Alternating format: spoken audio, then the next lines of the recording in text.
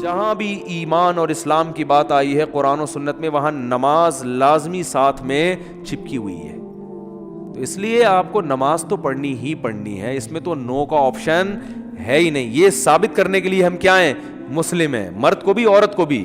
اور یہ صرف بر صغیر میں ہے. اتنی ملیشیا میں ہم نے دیکھا وہاں مسجدیں بھری ہوتی ہیں، سب نماز پڑھتے ہیں، خواتین بھی پڑھتی ہیں ساری، اسکارف لٹکے ہوئے ہوتے ہیں وہاں. بے شک وہ اس کا جاب کر رہی ہے، ہوٹل میں کچھ بھی کر رہی ہے، نماز کے ٹائم پہ عورت بھی آئے گی مسجد میں، اسکارف پہنے گی، پھر وہیں اسکارف نکال کے بھی چلی جاتی ہیں. ٹھیک ہے نا، جیسے ہمارے ٹوپیاں رکھی ہوئی ہوتی ہیں نا ایسے.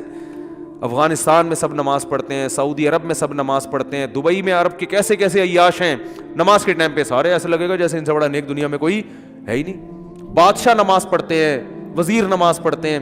ہمارے یہاں ایک بہت بڑی لعنت ہے کہ ہوگا مسلمان اور اپنے آپ کو مسلمان بھی کہتا ہے، نماز کے وقت میں غائب. تو اس لیے امام احمد ابن حنبل جو بہت بڑے مجتہد ہیں، ان کا یہ فتویٰ ہے کہ ایک نماز بھی جو جان بوجھ کر چھوڑ دے گا اسلام سے خارج ہو جائے گا.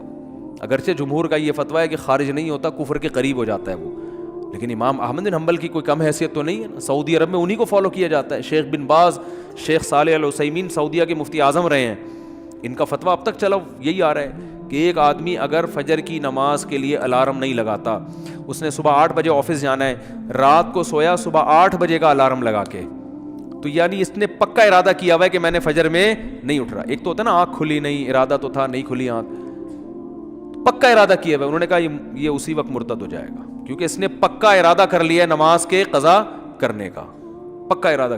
وہ یہاں تک ان کا فتویٰ ہے کہ مرتد ہو جائے گا اس کو اگر توبہ نہیں کرتا اور توبہ کا اعلان نہیں کرتا باقاعدہ، تو اس کو مسلمانوں کے قبرستان میں دفن کرنا بھی جائز بولو نہیں ہے، اس کا نکاح بھی ٹوٹ گیا. اگرچہ جمہور اس کو نہیں مانتے، لیکن امام احمد بن حنبل کی بھی تو ایک بڑی ویلیو ہے نا، اور عبداللہ بن مسعود کی بھی کم ویلیو نہیں ہے. وہ فرماتے ہیں ہم نبی کے دور میں کسی بھی جرم کو یہ نہیں سمجھتے تھے کہ انسان کافر ہو جاتا ہے، نماز کو ہم یہ سمجھتے تھے کہ کوئی چھوڑ دے تو اسلام سے خارج ہو جاتا. تو اس لیے عرب میں شراب پینے والا بھی نماز پڑھتا ہے، کیونکہ مسلمان میں بہرحال کچھ بھی ہو اسلام کا نام اپنے آپ سے ہٹانا پسند نہیں کرتا. اور آج ہم نے دیکھا ہے مسجدوں کے ساتھ گھر ہیں، نماز کے لیے نہیں آ رہے، اور سفر میں تو نمازیوں کو دیکھا ہے نمازیں چھوڑتے ہوئے. ذرا آج کل پیپر ہے تو یہ چھوڑ دو نماز. بھائی پیپر میں نماز چھوڑنا کہاں سے جائز ہو گیا؟ جاب میں باس کی طرف سے اجازت نہیں ہے، اجازت نہیں ہے آپ چھپ کے نماز پڑھیں، آپ کہیں کرسیوں کے پیچھے چھپ جائیں، کہیں بھی کریں. میں تو یہاں تک میں نے لوگوں کو مشورہ دیا، بعض جو غیر مسلم کنٹریز میں لوگ وہ کر رہے ہیں نا، جاب کر رہے ہیں باس کی طرف سے بعض جگہوں میں، ورنہ وہاں پرمیشن ہوتی ہے، اجازت نہیں ہے، تو میں ان سے کہتا ہوں بھائی کہیں بھی چھپ کے چلے جاؤ، کچھ بھی کرو، اگر نہیں پرمیشن ملتی چھپ کے بھی نہیں پڑھ سکتے تو جاب چھوڑ دو. بس جاب کیا کرو، چھوڑ دو. جاب نہیں، پھر جاب جائز نہیں آپ کے لیے. فرض نماز تو پڑھنی پڑے گی، آپ جاب ہی نہیں کر سکتے. آپ کہیں بھی جاؤ، کہتے ہیں کہاں جا کے، میں بھائی واش روم میں پڑھ لو، واش روم میں پڑھ لو. واش روم کا مطلب یہ نہیں کہ وہ فلش کے اوپر، وہ تو جگہ کا پاک ہونا ضروری ہے نا. انتہائی آخری درجہ یہ ہے کوئی مصلی رکھو اپنے ساتھ تاکہ جگہ پاک ہو. یہ ایسا نہیں کہ واش روم میں نماز پڑھنا شروع کر دیں، حرام ہے، ناجائز ہے واش روم میں نماز پڑھنا. لیکن اگر کوئی صورت نہیں بنتی، کچھ بھی نہیں ہے، جائے نماز لے جاؤ بھائی چھپ کے، جہاں نہاتے ہیں نا جس جگہ پہ، اس جگہ مصلی بچھا کے نماز پڑھ لو. ٹرینوں میں نماز نہیں چھوڑ سکتے آپ. میں تو کوئی زیادہ نیک آدمی نہیں ہوں، لیکن ایک دو واقعات میں لوگوں کو صرف موٹیویٹ کرنے کے لیے. ایک دفعہ ہم بھاولپور سے چڑھے ٹرین میں، جب میں ٹرین میں چڑھا ہوں بھاولپور سے تو فجر کی نماز کا ٹائم ہو رہا تھا، اور رش اتنا تھا، حاجیوں کی اس وقت فلائٹیں بہت جا رہی تھی، کراچی سے ہی جاتی تھیں، ملتان ایئرپورٹ نہیں بنا تھا اس وقت. تو اتنا رش تھا کہ جیسے ہی ہم ٹرین میں چڑھے ہیں تو اب پتہ چل گیا کہ بس ایسے بالکل سیدھے، جگہ ہی نہیں، رش اتنا زیادہ. اب فجر کی نماز وضو میں نے پہلے کر لیا تھا احتیاطاً، تو اب وہاں میں نے کہا بھائی نماز پڑھنی ہے. لوگوں نے کہا یہاں جگہ نظر آ رہی ہے صوفی صاحب. لوگ پھر تانے دینا شروع کر دیا، بھائی صوفی نظر نہیں آ رہا ہے، یہاں کوئی نماز پڑھے گا، پاگل ہو رہا ہے. اچھا سفر میں لوگوں نے کہا بھائی سفر میں معاف ہے، بعد میں توبہ کر لینا، قضا پڑھ لینا. یہ بڑے اچھے الفاظ ہوتے ہیں لوگوں کے نا، یعنی ان کی نظر میں کہ توبہ کر لینا. بھائی توبہ تو کہاں سے؟ اگر ایسا ہی ہوتا تو اللہ کہتے ہیں نماز پڑھ لو، نہیں پڑھتے تو توبہ کر لینا. پڑھنی ہے، قضا نہیں کرنی ہے. ان الصلاۃ کانت علی المؤمنین کتابا موقوتا. اگر نماز چھوڑنے کی میرے بھائی کہیں گنجائش ہوتی تو میدان جنگ میں لڑتے ہوئے جب گولوں کی گھن گرج اور تلواروں کی چمک ہو اس میں اللہ اجازت دے دے گا قضا کر لو. وہاں اجازت نہیں دی ہے. اللہ نے فرمایا نہیں کوئی صورت بنتی, سواری پہ بیٹھو, گھوڑے کا جہاں رخ ہے اسی طرف رخ کر کے نماز پڑھو. وہاں اجازت نہیں دی. اور آگے اللہ نے اس کی وجہ بیان کی ہے کہ میں اس لیے کہہ رہا ہوں یہاں پڑھنی ہے کہ نماز صرف پڑھنے کا حکم نہیں ہے. ان الصلاۃ کانت علی المؤمنین کتابا موقوتا, نماز مومنین پر مقررہ اوقات میں فرض ہے. یہ اس لیے جواب دیا کہ آپ کہہ سکتے تھے اللہ جب جنگ ختم ہو جائے گی پھر پڑھ لیں گے نا آرام سے خشوع و خضوع کے ساتھ. ابھی جنگ ہو رہی ہے, اللہ ابھی کیا ضرورت, جب جنگ ختم ہو جائے قضا پڑھ لیں گے بعد میں, ٹائم گزر جائے گا پھر بہت ڈبل سجدہ کریں گے, ہم بہت لمبے لمبے قیام کریں گے. اللہ فرماتے ہیں نماز مقررہ اوقات میں فرض ہے, وہ ٹائم گزر جائے گا اگر جنگ ختم ہونے کا انتظار کرو گے. بہت مشکل ہے بھائی, نہیں آ رہی سمجھ میں تو جیسے زندگی کو فرشتے بہت اچھی طرح سے اردو میں بھی سمجھا دیں گے قبر میں. وہ کہتے ہیں نا میں نہیں بتاؤں گا, تو لوگوں نے کہا اب تو آپ کو سب بتانا پڑے گا. اور حقیقت ہے میں ان کا کسی کا مذاق نہیں اڑا رہا, سب کے ساتھ ہوگا. جو بھی کہتا ہے میں نہیں بتاؤں گا, تو جب دنیا سے جائے گا تو سب کچھ بتانا پڑے گا, اس کو سب بتانا پڑے گا بھائی.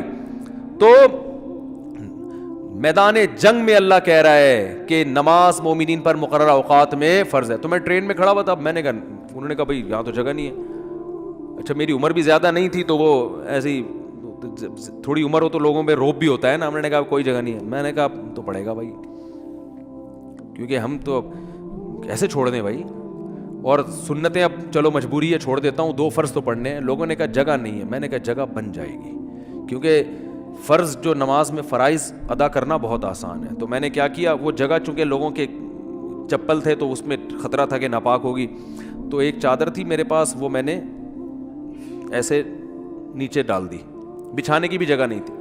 نیت باندھ لی, اندازہ پہلے لگا لیا تھا قبلہ کس طرف ہے.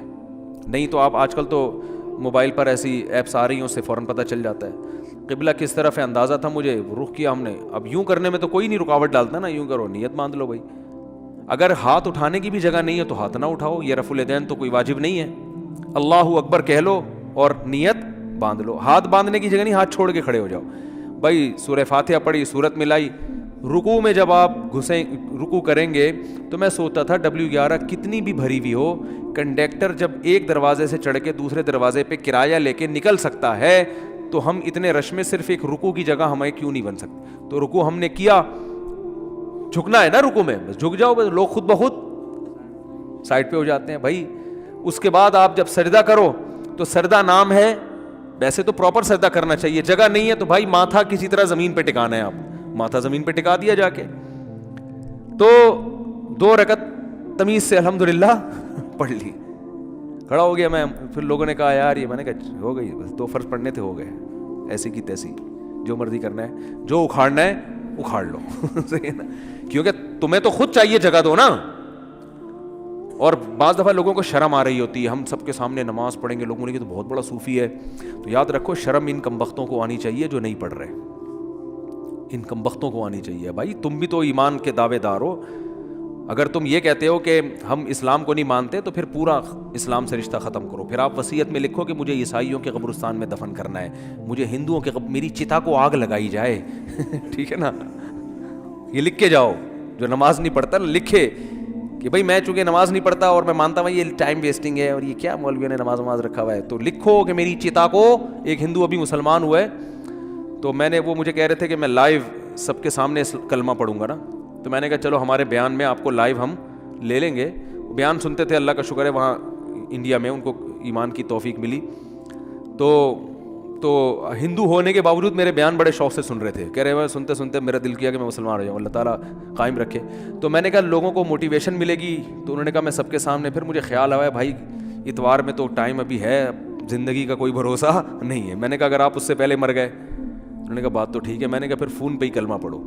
تو انہوں نے کلمہ تو پڑھ لیا ماشاءاللہ, مسلمان ہو گئے, بیان بھی سن رہے ہیں. لیکن انہوں نے کہا میرے لیے سب سے بڑی آزمائش یہ ہے کہ ہندوؤں میں جب ماں کا انتقال ہوتا ہے تو بڑا بھائی ہے جو چتا کو سب سے پہلے آگ لگاتا ہے. میں سب سے بڑا ہوں اور میری ماں کی طبیعت بہت خراب ہے, بظاہر ایسا ہی لگتا ہے کہ وہ دنیا سے جانے والی. تو میں نے تو ان کو سمجھایا اپنی ماں کو مسلمان کر لو. کہہ رہے وہ نہیں ہوگی, وہ نہیں ہوتی. کہنے کا میرے لیے مسئلہ یہ ہے کہ ان کے انتقال کے بعد چتا کو آگ سب سے پہلے میری ذمہ نہیں لگائی تو پورا خاندان کھڑا ہو جائے گا. اب ان کا کیس چل رہا ہے. میں نے ان کو مولانا کلیم صدیقی صاحب کا نمبر دیا ہندوستان میں کہ ان سے رابطہ کریں, وہ آپ کی مدد کریں گے. تو ہندو تو چتا کو آگ لگاتے ہیں بھائی, جو نماز نہیں پڑھتے. تو آپ بھی اگر نہیں مانتے نماز کو, جو زیادہ تر یہ فواد چودھری معذرت کے ساتھ اس طرح کے لوگ بار بار علماء کو برا بلا کہہ رہے ہوتے ہیں نا, ان سے کو آپ وصیت لکھو کہ میرے مرنے کے بعد کوئی مولوی میرے جنازے کے قریب نہیں آئے گا, میری نماز جنازہ کوئی مولوی نہیں پڑھائے گا. تو یہ سب پھر مولوی سے اگر آپ نے دستبرداری کا اعلان کرنا ہے تو پھر پورا مولوی لیس ہو جاؤ آپ, صحیح ہے نا. تو اپنے مفاد کے لیے مولانا آ رہے ہیں, نکاح پڑھانے کے لیے مولانا آ رہے ہیں, چلو نکاح تو عدالتیں بھی پڑھا دیتی ہیں, جنازے میں سب سے زیادہ تو آپ پھر اپنا جنازہ پڑھواؤ یا تو پڑھواؤ ہی نہیں, کیونکہ تو مولویوں نے ہی بتایا نا جنازہ ہے, یا تو پڑھواؤ نہیں. اگر پڑھوانا ہے تو مائیکل جیکسن ٹائپ کا کوئی آدمی ہونا چاہیے, لبرل بالکل, جو موسیقی کا, کیونکہ آپ نے یہ بھی ایک دفعہ ارشاد فرمایا تھا کہ علامہ اقبال بھی موسیقی سنتے تھے, قائد اعظم بھی, یہ مولویوں کی طرح تھوڑی تھے عجیب سے. تو پھر کوئی ایسا ہی گلوکار ملک کا جو سب سے بڑا ڈانسر ہو, وہ آپ کا نماز جنازہ مٹک مٹک کے پڑھائے. پھر اللہ سے دعا کرو بھائی, نماز سے اللہ ہمارا رشتہ قائم کر دے. تو اذان پر ابھی بیان باقی ہے کہ اتنی اللہ کو یہ عبادت پسند ہے نا کہ پیدا ہوتے ہی اللہ کان میں اذان کہلوا دیتے ہیں. اس کے بعد جو ندائیں صبح فجر میں آواز گونجتی, اللہ اکبر اللہ اکبر, حی علی الصلاۃ, الصلاۃ خیر من النوم, پھر اللہ کہتے ہیں ظہر میں دوبارہ یاد دلاؤ. مؤذن کو کہتے ہیں جا بھائی اسپیکر پہ بٹن آن کر, بولتا رہے بس تو. لوگ کہیں گے کہ یار جب نماز کا ٹائم ظہر کا 1:05 ہے تو بتانے کی ضرورت کیا ہے. اللہ کہتے ہیں ان کی باتوں میں مت آنا. 1:05 ہے تو 1:45 پہ بتا دینا ان کو کہ 15 منٹ رہ گئے, 20 منٹ رہ گئے. فجر کا ٹائم روزانہ اناؤنس ہوتا ہے, آج 6:30 پہ, آج 6:45 پہ اناؤنسمنٹ ہوتی رہے گی. اللہ کہتے ہیں اتنی اناؤنسمنٹ کافی نہیں ہے, ہر دفعہ پوری اذان ہوگی, حی علی الفلاح, آؤ کامیابی کی طرف, آؤ نماز کی طرف. حج میں اعلان نہیں ہوگا, رمضان کا اعلان نہیں ہوگا, اعلان کرنے والوں کو برطرف کر دیا, ہلال کمیٹی سے نکال دیا, ٹھیک ہے نا. نماز کا ہر دفعہ اعلان ہوگا, اور اتنی اذانیں ہوتی ہیں نا پوری دنیا میں کہ 1 سیکنڈ کے لیے بھی دنیا اذان سے خالی نہیں ہوتی, دی جا رہی ہے اس وقت سے. تو یہ اس لیے کہ اللہ کی نظر میں اس کی اہمیت اور ویلیو بہت زیادہ. اللہ کہے گا ابھی اس مؤذن کو کہا ہے صرف ان کو سناؤ, زبردستی کسی کو لے کے نہیں آؤ مسجد میں, ابھی زبردستی کا ٹائم نہیں ہے, ابھی حساب و کتاب کا ٹائم نہیں ہے. تم نے حی علی الصلاح حی علی الفلاح کہہ دیا, اللہ کی کبریائی بیان کر دی, ان کی مرضی آئے نہ آئے. تم گھر تک تھوڑی جاؤ گے بیل بجا کے, بھائی میں نے تمہیں حی علی الصلاح کا, تمہیں سمجھ میں نہیں آیا کیا, انگلش میں بتاؤں میں تمہیں؟ نہ مؤذن کے لیے جانا کیا ہے, ناجائز. علماء نے لکھا ہے کہ جب اذان ہو جائے نا تو کسی اور طرح سے دعوت دینا جائز نہیں ہے, کیونکہ یہ اللہ کی دعوت کمپلیٹ دعوت ہے. اب آپ اخپل طریقے سے مائک بھونپو ہاتھ میں لے کے لوگوں بلانے, جیسے بعض جگہوں پہ ہم نے دیکھا مسجدوں میں اذان ہو جاتی ہے, پھر ایک اردو میں اذان شروع ہو جاتی ہے, حضرات اذان ہو گئی ہے, مسجد میں اتنے بجے ٹائم ہے, آپ کو بتایا آپ آ جائیں, مرنا ہے ایک دن اٹھنا ہے, وہ پورا پروگرام شروع ہو جاتا ہے نا. چلو زندگی میں کبھی ایک آدھ دفعہ ہو جائے تو ایک الگ بات ہے, لیکن مستقل بنیادوں پہ بھی بعض مسجدوں میں ہو رہا ہے. ہمارے چھوڑو رہنے دو. تو اس لیے علماء نے کہا اللہ نے پراپر رکھی اس لیے کہ اب دوبارہ کسی اور دعوت کی ضرورت نہ ہو. تو اب اللہ کہتے ہیں اب آنا ہے آ, نہیں آنا نہیں آ, یہ حساب میں آخرت میں لوں گا کہ تو اتنا ڈھیٹ 1400 سال سے فضاؤں میں ہر نماز کے ٹائم پہ یہ ندا گونجتی ہے. نہ سردیوں میں اس میں ناغا ہوتا ہے, نہ گرمیوں میں ناغا ہوتا ہے, نہ راتیں لمبی ہوں تو ناغا, نہ راتیں چھوٹی ہوں, حتیٰ کہ سفر میں بھی اذان کا حکم ہے. اذان کہو, پھر جنگل میں اکیلے نماز پڑھ رہے ہو اذان کہو. یہ ایسی اللہ کو ندا پسند ہے بھائی, یاد دہانی لازمی کراؤ. تو اس لیے بھائی یہ بار بار دعوت, اذان کی اہمیت نہیں پتہ چلتی, اس سے نماز کی اہمیت پتہ چلتی ہے. تو عزم کرو زندگی میں کچھ بھی ہو جائے نماز قضا نہیں کرنی. جو جماعت کی نماز کے عادی نہیں ہے وہ کم از کم اتنا کر لیں کہ پہلا اسٹیپ یہ ہے کہ قضا نہیں ہونے دینا کسی صورت میں. پھر اگلا اسٹیپ کیا ہے, جماعت نہیں چھوڑنی کسی صورت میں. وہ جماعت اصل تو نماز ہے ہی جماعت سے, اور اگر کبھی چھوٹ جائے نا تو توبہ کرنی ہے اور اس کو قضا کر کے اگلی پڑھنی ہے. پہلے اس کی قضا پڑھنی ہے پھر اگلی, اور کچھ جرمانہ بھی رکھیں اپنے اوپر. سمجھتے ہو کہ نہیں سمجھتے؟ اللہ تعالیٰ سمجھنے کی عمل کی توفیق عطا فرمائے.